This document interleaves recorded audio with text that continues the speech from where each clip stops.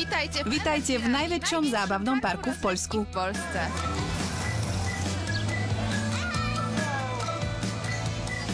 Je tu veľa atrakcií, rodiny sa tu vedia zabaviť so svojimi detičkami.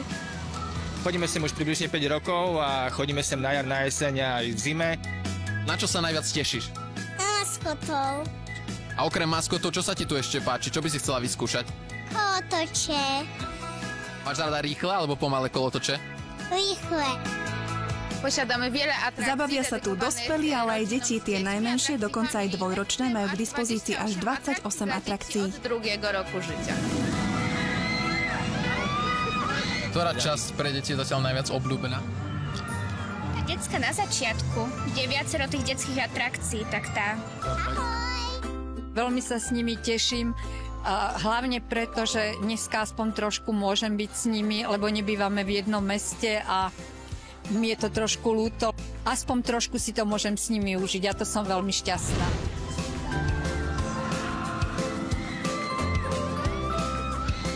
Už máme polovicu parku za sebou. Decká už sú aj vyspaté, aj vybehané a ideme im akurát vziať nejakú cukrovú vatu a ideme sa pozrieť do Sweet Valley. Čo dostane tvoje bráško? Cukrovú vatu. Podeli sa si bol? Nie, lebo je malá. A ty mu dáš trošku pukancov? Áno. No, vidíš, že ty si dobrá sestra.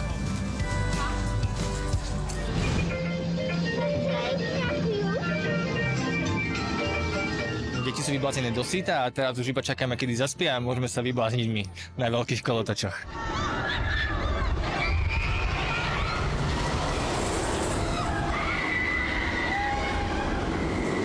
Tak ako každý krát, keď sme tu každú návštevu Novej Nerdylandia, ani dnes opäť nedala najmenšiu šancu na to, aby sme stihli navštíviť každú atrakciu, ktorú sme chceli.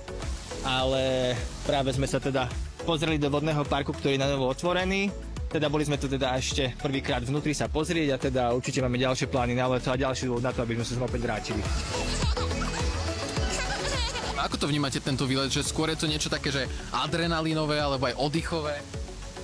Nájdete tu skutočne všetko, od nejakých zábavných atrakcií pre malé deti, čiže nejaké minikolotoče až po skutočne, že obrovské dráhy, na ktoré sa aj takisto potom, že my dospelí vieme dostať a zabaviť sa.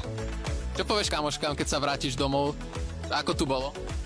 Dobre. A čo sa ti najviac páčilo na celom? Kolotoče. Pozrite sa sem. Wow, tá zadra.